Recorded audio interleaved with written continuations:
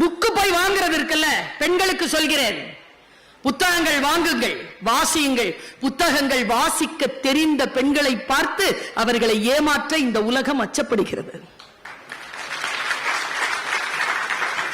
இத கையில வச்சுக்கிட்டு சுத்தாதீங்க. சின்ன பெண்கள் சொல்ற, உண்மையாவே நீ ரொம்ப ஒரு மாற்றத்தை ஏற்படுத்தணும்னு நினைக்கிறியா, ஒரு அட்ராக்ஷன் வரணும்னு நினைக்கிற, கையில புக் எடுத்துட்டு போ. முன்னால இருக்கிறவன் தள்ளி நிற்பான். இதை வச்சுக்கிட்டு போனா கிட்ட வருவாங்க. இது ஆபத்து. அதுதான் காவல்.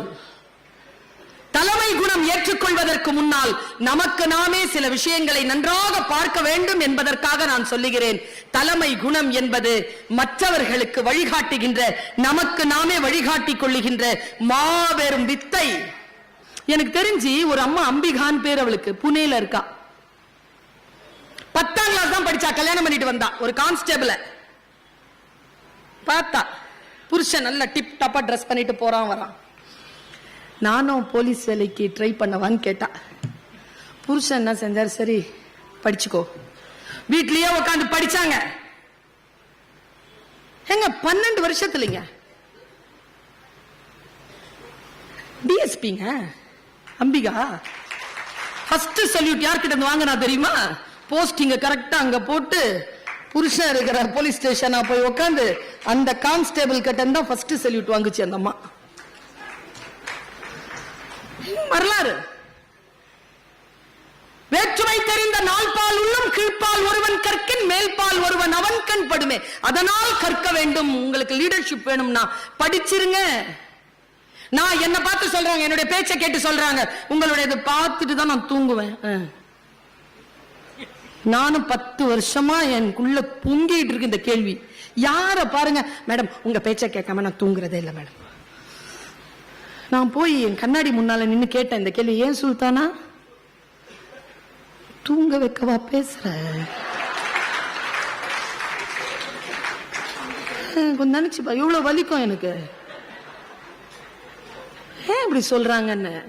சான்யோன்னு ஒரு பொண்ணுங்க துபாயில இருக்கா. அவ போட்டாங்க ஒரு மெசேஜ், அப்போதாங்க எனக்கு கண் திறந்தது. அவ சொல்றா, யூ நோ டாக்டர், இங்கிலீஷ்ல சொல்றா, you know doctor Parveen Sultana, your speeches are sleeping pills. நீயுமா, உன்னுடைய பேச்செல்லாம் வந்து தூக்க மாத்திரை தெரியுமா உனக்கு? ஏன் அப்படி சொல்ற?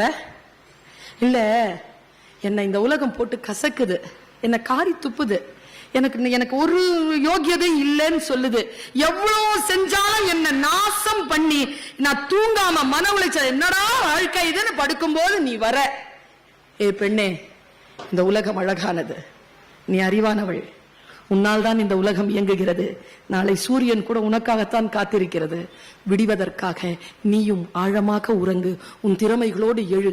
நாளை சந்திக்கலாம், காலையில் சந்திக்கலாம், இப்பொழுது உறங்கு என்று நீ என்னை சமாதானப்படுத்தி தூங்க வைக்கிறாய். எழுச்சியுடன் நான் எழுகிறேன். உன்னுடைய பேச்சு தூக்க மாத்திரை தானே, அதுக்காக தானே கேட்கிறோம்.